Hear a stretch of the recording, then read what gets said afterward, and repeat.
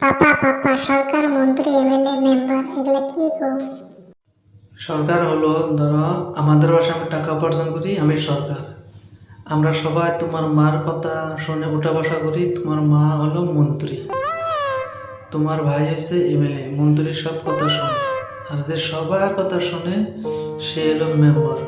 তুমি যেমন আমাদের সবার কথা শোনো, তুমি সব মেম্বার।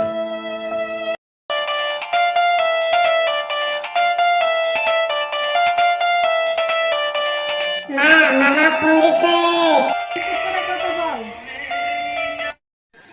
হ্যালো মামা।